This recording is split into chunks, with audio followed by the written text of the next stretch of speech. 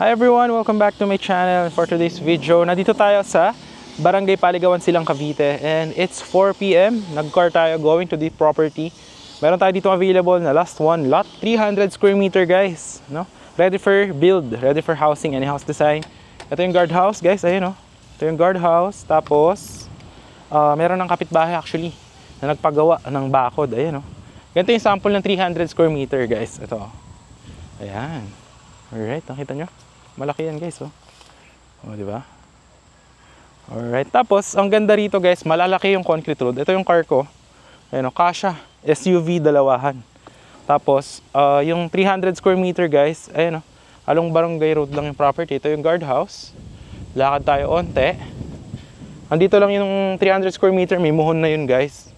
Ayan. Tapos, ayan na yung kuryente. May kuryente, may signal ng LTE, 4G, 5G, no? Para pag internet, may water supply, ayan. So 8.5 per square meter lang siya guys, no? Very affordable. Tapos pwede nyo na siya paggawa ng house or pabakudan, no? Pwede kung sa contractor nyo if may kilala kayo, ayan. Ito siya guys. Ito yung intersection. Andito lang banda yung muhon. Andito guys, makikita nyo yan. Ito siya. Ayan, dito yung muhon guys. Ano yung muhon? Ito. Ito yung 300 guys. Ito yung muhon, no? Mayroon ditong stick. Ayan. Diyan. Ayan.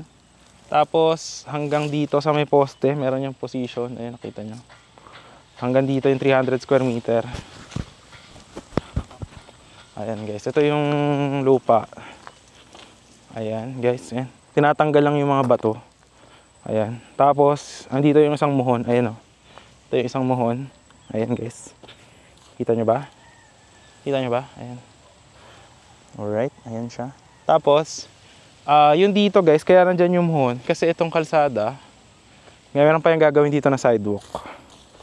Ayan. Mga ganyang kalaki pa yan guys. Yung sidewalk. Ayan. Tapos, hanggang doon yun guys. Sa may pader. Ayan. So, ang classification nitong property is semi-commercial lot dahil barangay road na yan. So, if you plan to build a business here, so pwede po. Ayan yung muhon. Going doon sa may bakod doon. Meron na yung position nakalagay. Actually, pakita natin. May muhon yan dyan. Para makita nyo. Ayan. Papa-clear out nyo na lang to. Ayan. At ang kalsada dito guys, malalaki. Ayan. Tapos yan, perimeter fence yan nung project. Malaki guys, 300 square meter hanggang dun. Ayan. Ito aalisin din lahat ng kalat na yan. Tapos nandito yung sidewalk. Ayan, may drainage na rin to guys, yung project natin. Ayan o. So ito, yung muhon. May muhon na yan dyan. Lakaran natin yung isa doon. Yung muhon dito, ayan o, yung may flag. Ayan. Hanggang doon. Lakaran natin para makita nyo. So malaki guys yung property. Nakita nyo naman yung may bakod doon, di ba? Tapos sa end of the video, papaliparan din natin siya ng drone shot para makita nyo kung gaano siyang kalapit sa Tagaytay, no? Yung ating property. So, ang lapit ng properties to Tagaytay, ayun guys, nakita nyo? Ayan, hanggang dun siya. So, this is situated here at Barangay Paligawan. So, nasa around 450 meters above sea level. Going to Tagaytay is around, ilang minutes lang guys, mga 10 to 12 minutes, no? Tapos, yun. Kaya ang weather dito is almost the same. And hindi po siya binabaha dito sa Silang dahil mataas po yung kanyang above sea level. So yun yung 300 square meter. Tapos magkakaroon dito guys ng parks and playground and multipurpose hall. Tapos sidewalk dito, ayan. Tapos lalagyan ng electricity and water supply, no? Alright, so that's for only 8,500 per square meter. Ayan, very affordable po yan. And yung linya ng kuryente na Meralco nandyan lang, oh. Ayun, oh. Kukonekta na lang dito. No? Tapos yung guardhouse nandyan. So for now, is paliparan na muna natin ng drone shot yung ating property para mas ma-appreciate nyo siya. Makikita nyo, meron yung mountain view dito of the palace in the sky. Makikita nyo po yan. So I will show it here on 3, 2, 1. Ito po yung ating drone shot of this one.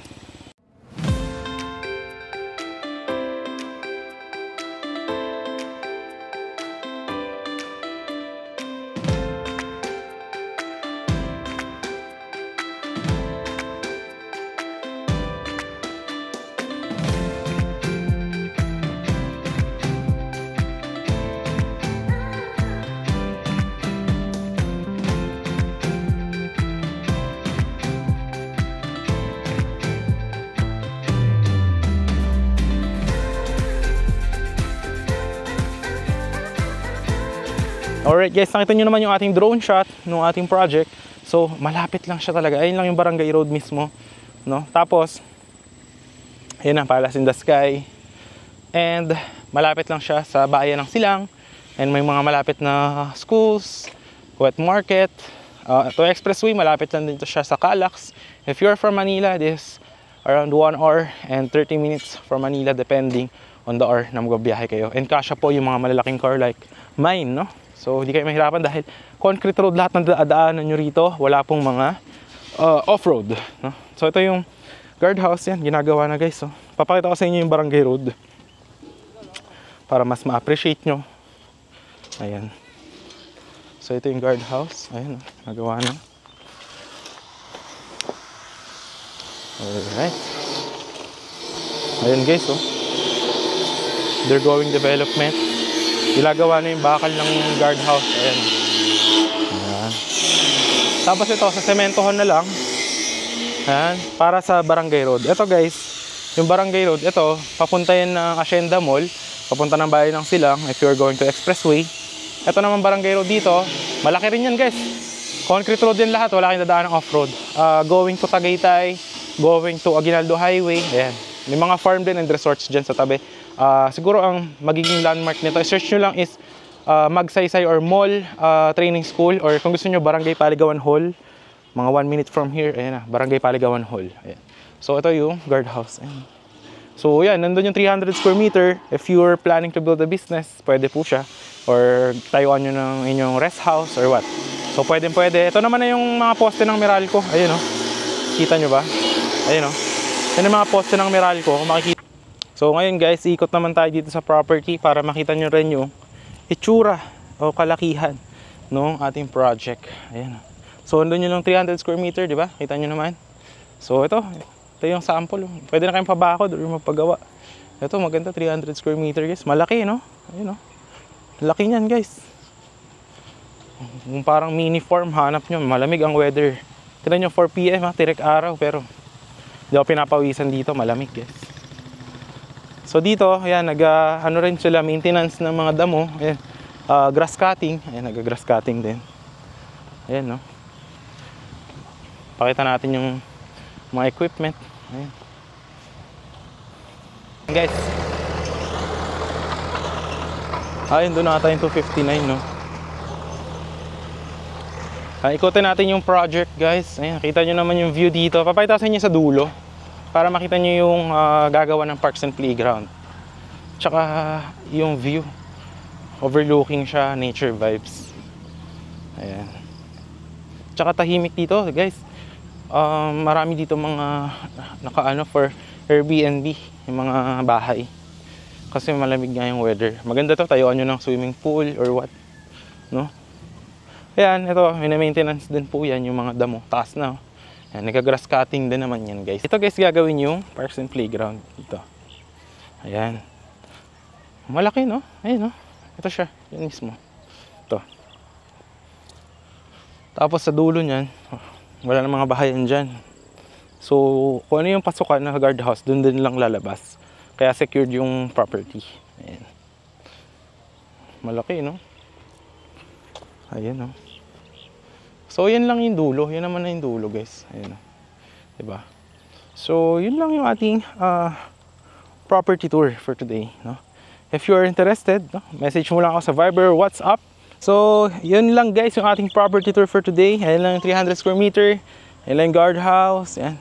If you are interested, message mo lang ako sa Viber, WhatsApp ko. Ayan, nandiyan lang naman. So, this 2 years to 5 years to pay.